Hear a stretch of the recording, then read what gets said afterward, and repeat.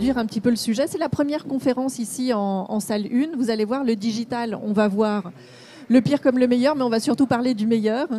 Et vous l'avez intitulé, messieurs, de chez NICE, le digital, l'épée à double tranchant pour les services clients. Benoît Richard, je vais vous laisser vous présenter, même si vous êtes Account Executive. Je le dis en anglais.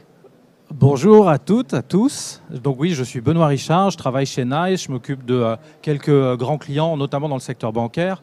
En quelques mots, avant que Régis se présente ensuite, NICE est un éditeur de software pour le monde de la relation client, établi dans le marché français depuis plus de 20 ans, que vous connaissez sûrement, à l'origine par le monde de l'enregistrement et du WFM. Généralement, c'est comme ça qu'on se présente, mais vous allez voir qu'on fait plein d'autres choses, n'est-ce pas Régis ? Tout à fait. Bonjour à tous. Régis Roas, je suis responsable avant-vente sur la zone IMIA. Et déjà ravi de voir qu'il y a quand même pas mal de monde malgré la grève, parce que c'était pas gagné. Et donc aujourd'hui, on va vous parler du digital et de la vision de NICE pour adresser ce digital et faire face aux défis que représente ceci dans le centre de contact. Et pour cela, donc ravi de vous avoir avec nous. On y va ? Allons-y. Allez. Il est possible que la presse, on a vu, aller défiler un peu rapidement, mais on va maîtriser. Pour vous raconter cette histoire, vous qui êtes ici aujourd'hui avez une organisation, travaillez dans le monde de la relation client, probablement ce que vous avez vu aujourd'hui, c'est que votre monde, il est multi. Il est multi-site, il est multi-compétences, il est multi-segment de clients. Il est multi-expérience client, parcours client, il est multi de partout. Et il est multi-canal. Ça fait longtemps qu'on se le dit, hein, mais on y est vraiment là. Et donc, le digital, comment est-ce qu'on le gère ? Donc, ce que l'on voit, c'est qu'il s'agit maintenant de reprendre un peu l'expérience client comme on l'a démarré. Et c'est bien avec ça qu'on a démarré. À savoir qu'on a vu qu'on vouliez adresser des clients qui vous appelaient, qui vous envoyaient un message à propos d'une demande. Et il s'agissait de la traiter avec des canaux de communication que vous aviez mis à disposition, que vous aviez ouverts. C'est là que l'animation arrive. Puisqu'aujourd'hui, pour traiter tout cela, vous avez aussi accumulé un certain nombre d'outils et de canaux pour traiter ces demandes qui se sont aussi étoffées. Bon, en tout cas, la réponse était à fournir un peu plus rapidement. Et c'est là où l'expérience client, consommateur, a été bien traitée. Vous réussissez à répondre à vos clients. Mais c'est là où l'expérience, peut-être côté agent, de vos conseillers, c'est peut-être aussi beaucoup plus étoffée.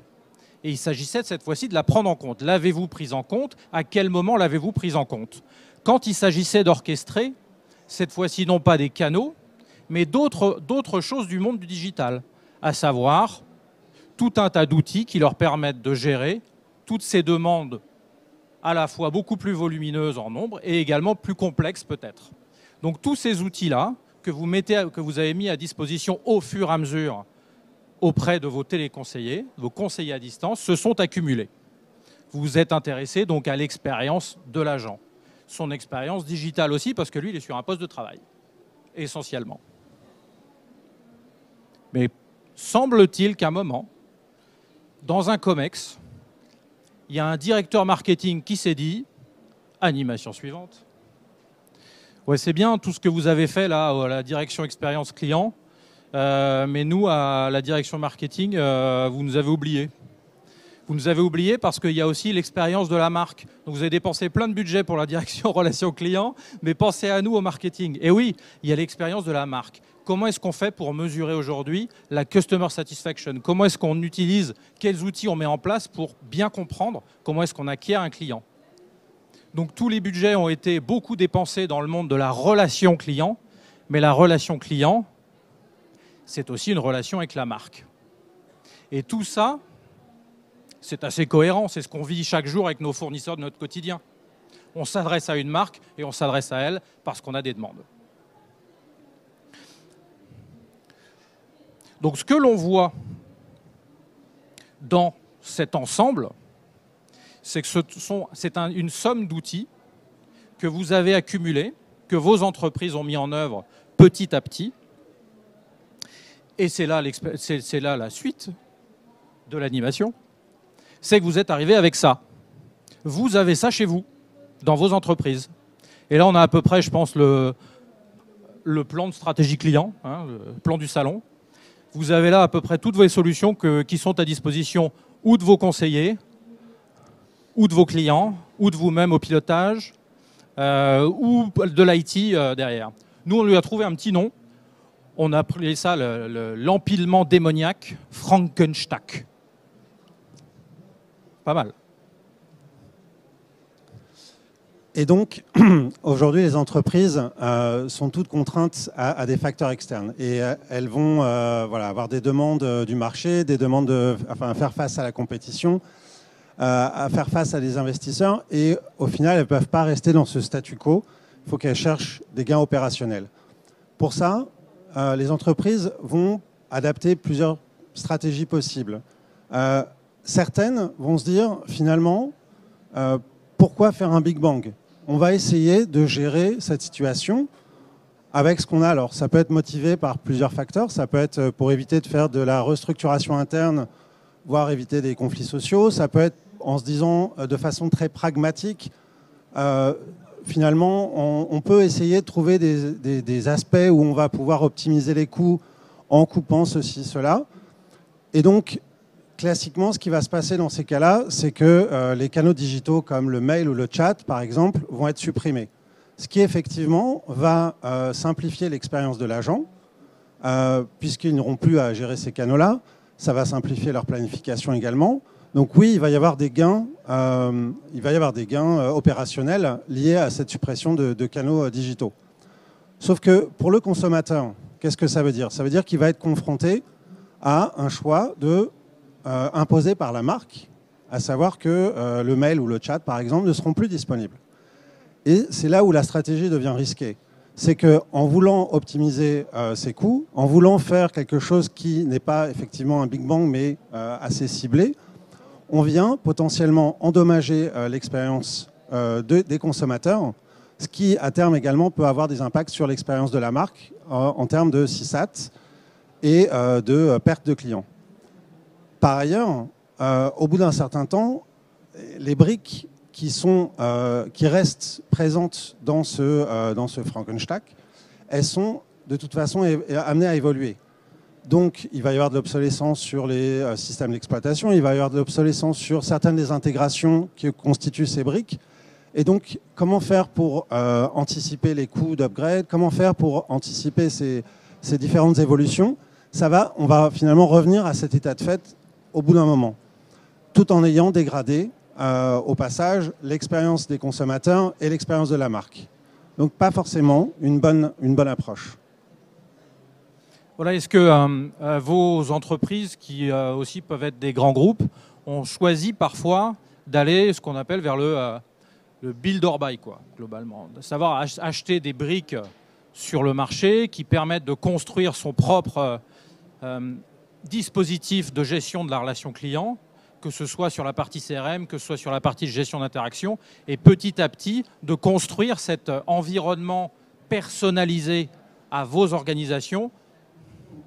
Mais vous voyez venir le truc, c'est que plus on va chercher à personnaliser avec des briques que l'on construit et sur lesquelles on intègre, des problèmes se posent. Déjà des problèmes d'intégration, certes, des problèmes de reporting se posent aussi. Chacune de ces briques ayant un reporting qui puisse être différent d'une autre. Et puis au final, vous retrouvez, une fois cette expérience refaite, dans la même situation, cette fois-ci peut-être pas avec autant de briques, mais en tout cas avoir des briques personnalisées qui sont difficiles à maintenir, qui ne sont pas forcément très intégrées entre elles, et puis vous retombez sur cet écueil qui est notre fameux Frankenstack. Voilà. Alors, la vision de NICE, c'est de pouvoir proposer aux entreprises une solution qui réponde en fait à ces différents besoins, et qu'on regroupe et qu'on retrouve à travers 5 besoins fondamentaux sur lesquels on va revenir, qui vont, donc, avec cette plateforme unifiée qui va répondre à ces besoins, on va pouvoir adresser l'ensemble des expériences dont on a parlé précédemment. L'expérience du consommateur, l'expérience de l'agent et l'expérience de la marque. Et pouvoir adresser ça avec une plateforme qui propose la scalabilité, la souplesse et également la richesse fonctionnelle, ce qu'on appelle chez NICE la suite forme pour plateforme et suite pour suite d'applications. Et alors le premier d'entre eux sur la partie point d'entrée, ça va correspondre à tout ce qui va se passer entre un client que vous ne voyez pas parce qu'il est derrière son écran en train de pianoter. Il recherche des informations sur votre marque, sur votre entreprise. Déjà là, vous pouvez l'engager. Et vous savez pourquoi? Ça représente plus de 80% des interactions elles-mêmes. Vous avez sur vos centres de contact 20% des interactions que vous connaissez. 80% se passeront déjà sur les points d'entrée. La deuxième brique, c'est l'orchestration des parcours. Donc, de façon très simple, c'est comment amener le consommateur vers la bonne ressource, que ce soit un bot, un agent. Quand on parle de bot, il peut y en avoir plusieurs types, chatbot, voicebot, etc. Comment s'assurer que ce parcours correspond aux attentes du consommateur et aux attentes aussi de l'entreprise en termes d'optimisation des coûts? Le troisième, qui s'appelle libre service intelligent chez nous, correspond en fait au self-service que vous mettez à disposition de vos clients, notamment sur le web. Largement, vos clients, vos consommateurs sont intéressés pour trouver réponse à leurs questions via libre service. Encore faut-il que ces libres services soient performants tout de suite. Sinon, ils vont être laissés tomber. Et surtout, vous allez générer des contacts entrants, notamment vocaux, écrits par mail, parce que les libres services ne seront pas forcément suffisamment efficaces. Et les agents augmentés, finalement, interviennent lorsque l'humain est nécessaire dans l'interaction. Et là, ce qu'il faut, c'est s'assurer que les agents, les conseillers, ont les bons outils à disposition, sont équipés pour pouvoir répondre à ces interactions. Et le dernier, qui est la brique performance complète, correspond à l'ensemble des applications que vous utilisez pour mesurer la performance que vos centres de contact, que votre organisation hybride, à la fois téléconseillée et également digitale, peut produire. Donc mesurer la pertinence, la performance à travers, certes, le WFM. Enfin, on va vous expliquer tout ça après. Donc voilà les 5 besoins fondamentaux qui, d'après nous, vont permettre aux entreprises de pouvoir adresser l'ensemble des expériences. Maintenant, nous allons rentrer plus dans le détail. Donc première brique, les points d'entrée. Donc par point d'entrée, en fait, ce qu'il faut comprendre, c'est que c'est vraiment comment s'assurer que le parcours d'un consommateur démarre du bon pied. Et donc, pour cela, il faut voir le point d'entrée sur plusieurs aspects. La première chose, c'est que vous avez des clients. Ces clients, première action qu'ils vont faire dans la plupart des cas, c'est aller sur des activités web, recherche Google par exemple, aller sur le site web ou aller chercher sur Internet des informations, aller sur une messagerie, sur une application mobile, aller sur éventuellement vous contacter directement, quel que soit le point d'entrée, être sûr de pouvoir capter cette interaction dès le départ. Être sûr de pouvoir amener le client, lui amener la bonne information, s'il la recherche, sans que lui ait besoin de faire un effort. Donc c'est vraiment rendre ces interactions dès le départ les plus fluides possibles et amener le contenu de façon soit réactive, c'est-à-dire le client cherche une information, donc il va aller faire une recherche sur Google par exemple, s'assurer que le moteur de recherche va renvoyer le bon lien directement à ce client pour qu'il puisse arriver sur votre page, pas celle d'un concurrent, pas celle d'un acteur tierce, mais vraiment sur votre page pour aller retrouver cette information.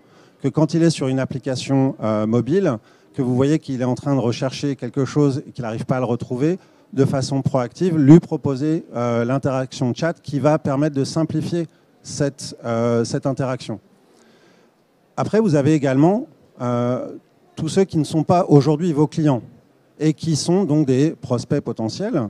Ces personnes-là vont aussi aller sur le web, aller faire des recherches sur Google. Ces personnes-là vont peut-être passer du temps sur votre page, mais comment s'assurer qu'elles puissent maximiser les chances de conversion de ces personnes.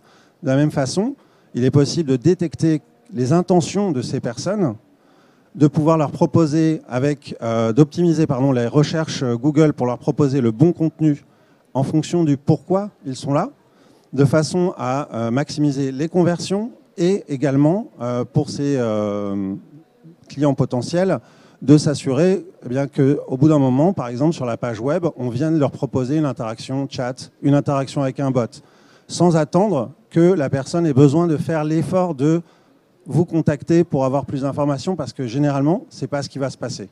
Et donc c'est vraiment capital de pouvoir intervenir dès le départ des interactions pour proposer le moins d'efforts possible pour les clients ou les prospects et les clients potentiels.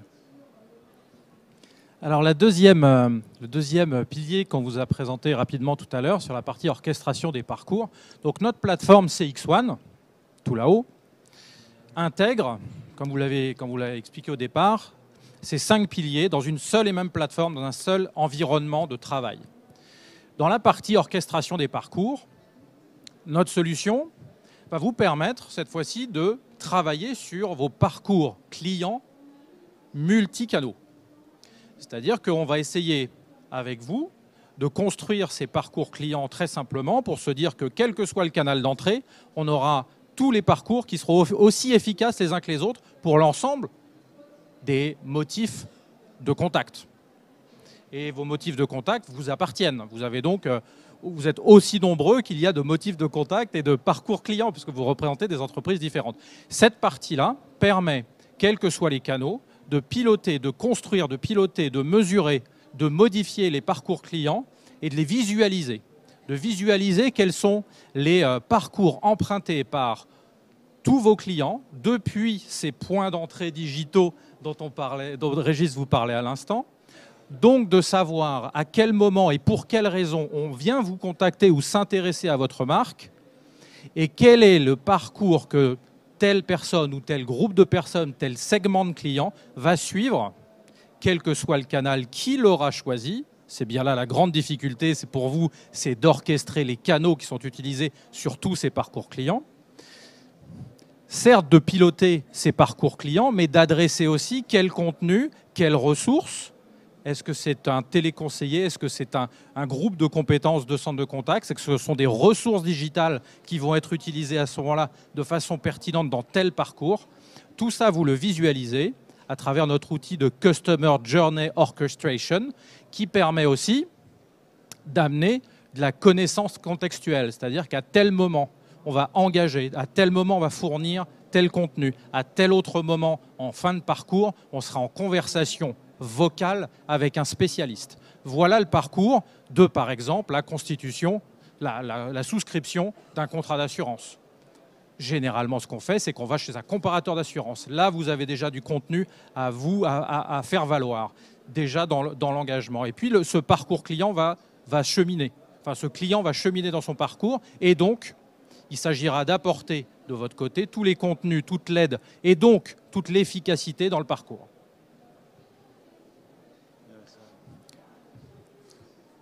Et c'est ce que l'on matérialise comme ça très simplement, où tous les canaux qui sont ceux utilisés par vos internautes, presque je pourrais dire, avant même qu'ils soient vus comme vos clients précisément, tous ces canaux que sont Instagram, WhatsApp, s'il y a de l'engagement tout de suite, permettent d'être gérés tout de suite dans la visualisation des parcours clients jusqu'à adresser la bonne ressource. C'est pour ça que je disais tout à l'heure que vos organisations de centres de contact, elles sont maintenant hybrides entre des téléconseillers et un monde digital qui vient soutenir les téléconseillers, qu'ils soient proactifs à travers des chatbots, qu'ils soient des contenus. Tous ces contenus-là, toutes ces ressources seront utilisées à bon escient en observant quelle est l'efficacité des parcours clients à travers la solution et toujours dans le même environnement de travail qu'est CX1. Et maintenant, nous allons parler donc de la troisième brique, le libre service, avec le mot important, intelligent. Alors pourquoi intelligent? Parce qu'effectivement, le libre service, vous me direz, il n'y a absolument rien de nouveau là-dessus. Hein, ça existe depuis maintenant de nombreuses années. Et pourquoi est-ce que c'est important le libre service? Parce que la plupart des consommateurs aujourd'hui, et de façon vraiment massive, à peu près 80%, veulent avoir des interactions en libre service, veulent être autonomes sur la recherche des informations ou du service auprès des entreprises. Le problème aujourd'hui, c'est que ces libres services, généralement, sont statiques. Donc, en tant que consommateur, je pense que tout le monde ici a pu faire ces expériences de je tombe sur un choix où je dois taper sur 1, puis sur 4, puis sur etc. C'est une arborescence. Donc, ça peut fonctionner, mais ça reste très limité et ça offre une expérience qui n'est pas forcément celle attendue aujourd'hui par les consommateurs. Ce que cherchent les consommateurs, c'est effectivement avoir cette interaction en libre-service de façon autonome, mais que ça soit la plus conversationnelle possible. Et d'où l'importance d'avoir des outils conversationnels avec des, alors on n'appelle plus maintenant des bots, mais des agents virtuels intelligents, qui permettent vraiment d'avoir des interactions comme si c'était un humain derrière, que ce soit par chat, que ce soit par la voix, et que ces interactions-là soient les plus fluides possibles. Et autre point qui est très important, c'est que dans certains cas, l'humain va devoir entrer dans la conversation. Et donc, il va y avoir un libre service, enfin un parcours client pardon, qui va, par exemple, démarrer sur du libre service. Et à un moment donné, on va passer sur un agent. À ce moment-là, pour le consommateur, ce qui est extrêmement critique, c'est que ce passage de l'un à l'autre soit extrêmement fluide et transparent. Ne pas avoir besoin de devoir répéter toutes les informations. Donc ça fait partie aussi des offres de NICE, de pouvoir proposer donc cette transparence de passage du libre service vers l'agent et vice-versa, quand c'est nécessaire. Et ensuite, on a parlé déjà Benoît a déjà parlé des aspects gestion de la connaissance. De la même façon, la gestion de la connaissance, quand on est sur du libre service, doit être la même que celle qui est proposée, par exemple, sur du web, ou celle qui sera proposée à l'agent qui va ensuite interagir avec le consommateur. Donc avoir cette unification de la gestion de la connaissance pour que le consommateur se retrouve avec une expérience qui soit la plus homogène possible, quel que soit le type de canal qui est utilisé, quelle que soit l'interaction qu'il rencontre. De la même façon que vos self-service sont dotés de contenus qui vous sont propres, de la même façon que vos self-service utilisent ChatGPT pour permettre un conversationnel, oui, déjà ChatGPT est déjà intégré dans la solution, oui. Oui. Scoop. Non, pas scoop. La partie qui nous intéresse là, ce pilier agent augmenté, c'est globalement, c'est mettre en responsabilité, en capacité de bien traiter vos téléconseillers, qui sont vos meilleurs ambassadeurs, que ce soit derrière le téléphone, derrière le clavier. C'est eux qui font que la relation client est réussie aussi, en live. Donc,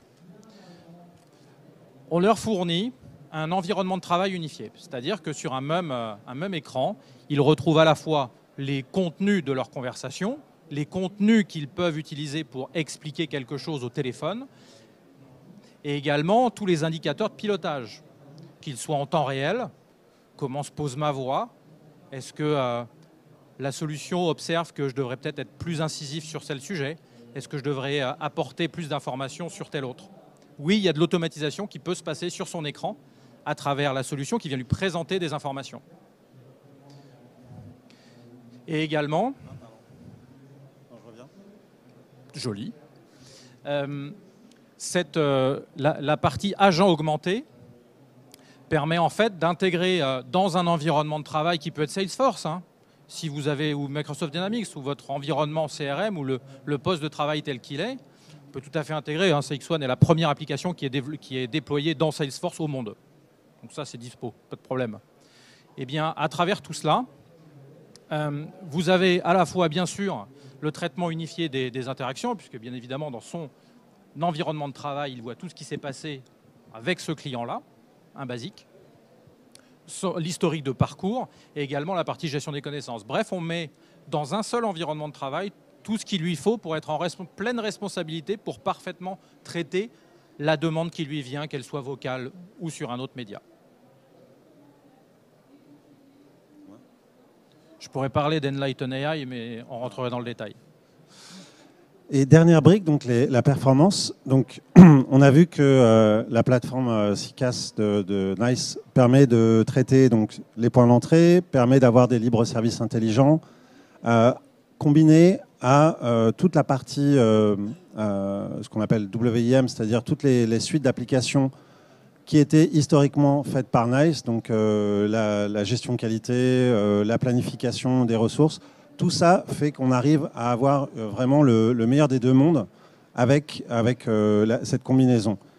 Et donc, dans performance complète, il y a vraiment deux aspects. Il y a la partie performance des consommateurs, c'est-à-dire avoir une vision à la fois du ressenti des consommateurs, donc ça c'est leur demander du feedback à 360 degrés, donc l'interaction des analytics, comprendre ce qu'ils ont dit, comprendre ce qu'ils ont écrit également, donc à travers les mails ou le chat, leur demander leur opinion pour avoir vraiment cette vision complète. Ça va être aussi visualiser les parcours qui ont été faits par ces consommateurs pour voir où est-ce qu'on peut éventuellement optimiser, comprendre ce qui a été fait sur le web, par exemple, en termes de conversion, comprendre ce qui a été fait sur les SVI, et donc avoir cette vision complète de tout ce qui est lié aux consommateurs. De l'autre côté, il y a évidemment la partie entreprise, la partie agent, centre de contact. C'est évidemment pour les centres de contact extrêmement important d'avoir aussi cette possibilité de pouvoir planifier, par exemple, les agents, quels que soient les canaux. Donc pouvoir planifier les agents qui vont être en multiskill sur de la voix, mais aussi sur du mail et du chat et du digital, sans avoir besoin de traiter chaque équipe en silo. De pouvoir faire une gestion qualité aussi qui soit homogène sur l'ensemble des interactions. Et je crois que c'est bon. Oui. Et donc tout ça, et d'avoir évidemment les tableaux de bord qui permettent de superviser l'intégralité, soit en temps réel pour les superviseurs et les responsables des plateaux, soit pour le reporting, de pouvoir avoir, encore une fois, cette intégralité des interactions, quels que soient les canaux utilisés. Voilà, et si certains d'entre vous connaissaient NICE par le passé, le slide que montrait, enfin le visuel qu'il y avait là, correspond finalement à l'ensemble des solutions dont disposait NICE il y a dans les 15 dernières années encore, et a fait évoluer sur le WFM, sur le quality management, l'analyse de conversation. Tout ça se retrouve donc dans la performance des agents. Et ce qu'il faut retenir donc sur notre plateforme CX1 que vous probablement avez envie de voir live, donc ça ce sera très volontiers pour vous accueillir sur notre stand, on vous mettra le numéro après. Mais ce qu'il faut retenir donc globalement, les points d'entrée digitaux, orchestrés, savoir engager tout de suite dès que des clients que vous ne voyez pas forcément mais qui sont derrière leur écran et leur clavier tapent des informations, des demandes d'informations, que ce soit sur le web ou sur l'espace client. Savoir les engager dès ce moment-là. On vous a dit, je ne sais pas si on vous a dit quelque chose, le volume de ces interactions. D'après le Harvard Business Review, juste comme ça, hein, ça représente 81% du volume d'interactions que vous devez gérer, des interactions clients. Il y a 19% qui arrivent sur des centres de contact, il y en a 81% qui sont déjà dès les points d'entrée. L'orchestration des parcours, je vous ai dit, hein, vous avez là l'outil qui permet de visualiser, de construire, mesurer l'efficacité de tous les parcours clients multicanaux. La partie libre-service, autant qu'il soit super efficace et dialoguant, qu'on puisse utiliser son propre verbiage quand on le tape dans vos FAQ et qu'il y ait du dialogue et de l'engagement aussi. Pourquoi pas d'utiliser un agent virtuel qui est là pour converser. En tout cas, l'objectif, c'est surtout de ne pas générer des contacts entrants au téléphone. Ce serait dommage. On sait faire. Ça, on sait faire. Agent augmenté, à ce moment-là, vos téléconseillers, eux, on va les mettre en responsabilité, comme je disais, en pleine responsabilité pour qu'ils soient sereins et répondent correctement tout de suite. Avoir tous les outils dans un environnement de travail unifié et mesurer cette performance. Si vous êtes dans un poste de management, d'organisation de relations clients, vous avez des KPI que vous suivez. Eh bien, tout cela est aussi permis d'alimenter des KPI à travers ces solutions de planification, de quality management, d'analyse de conversation et donc de CSAT.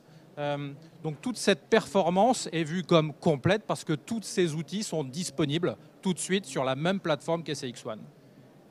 Peut-être juste un point pour compléter ce qu'a dit Benoît.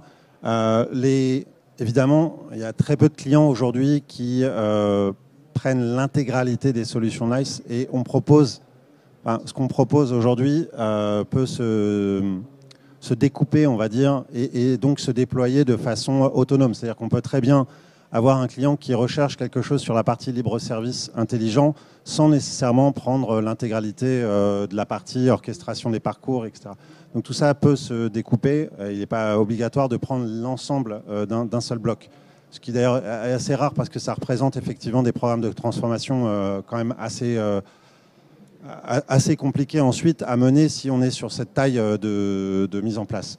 Mais donc voilà, gardez en tête simplement le fait que tout ce qu'on vous a expliqué aujourd'hui peut se mettre en place de façon autonome et de façon sur une roadmap plus ou moins long terme. Et ça fait le lien avec notre fameuse Frankenstack, puisque finalement, probablement vous êtes aussi dans une situation où vous avez des solutions qui sont là, peu intégrées.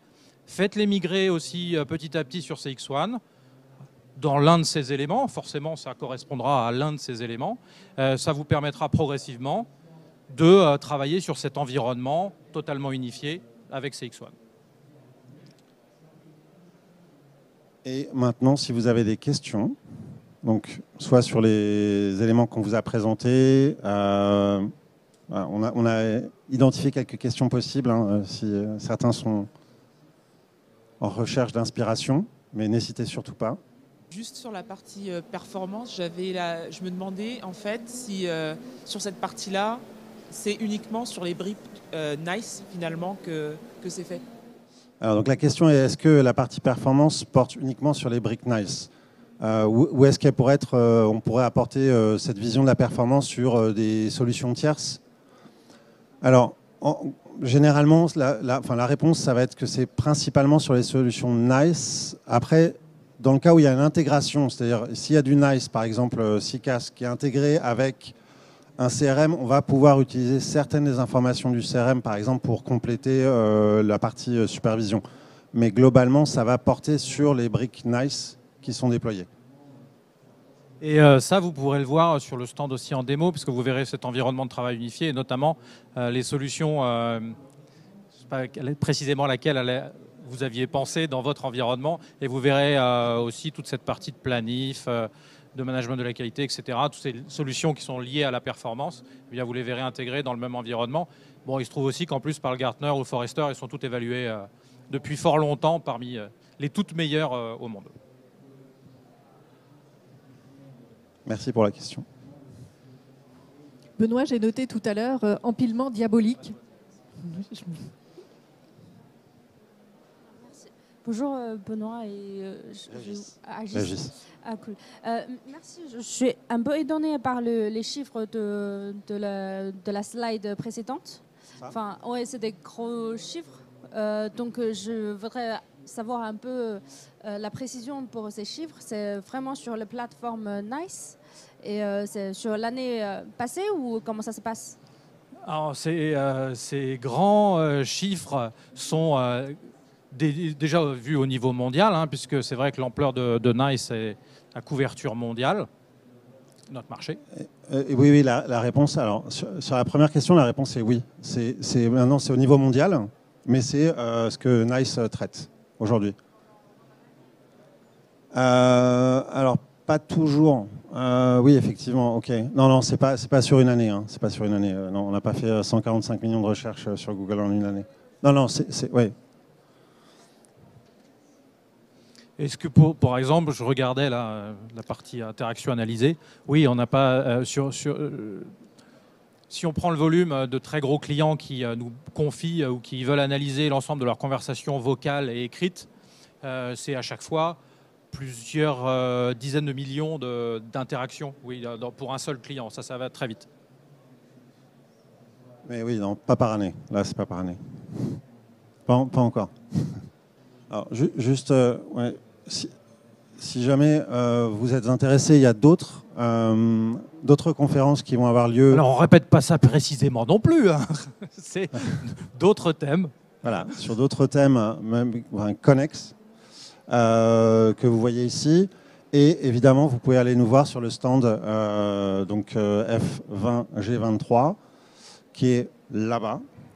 Et donc, on a 5 plots de démos qui correspondent à ces 5 piliers qu'on vous a expliqués. Et donc, si vous êtes intéressé, évidemment, pour rentrer plus dans le détail, parce que là, on est resté assez macro, hein. Si vous êtes intéressé pour entrer plus dans le détail, surtout n'hésitez pas à venir nous voir. On pourra vous les expliquer plus dans le détail. Mais on a encore un peu de temps pour des questions éventuelles. Donc, si juste pour vous avez préciser des questions, que ces 3 conférences se font avec nos partenaires qui sont partenaires intégrateurs de NICE et X1. Donc que ce soit Ring Central qui vend ça d'une façon très, très courante en Europe, et Ovalo qui est une société de conseil et d'intégration qui est spécialisée dans le monde de la relation client, et Orange Business qu'on connaît à peu près tous. Merci beaucoup. Merci beaucoup à tous. Merci à vous, merci de votre présence.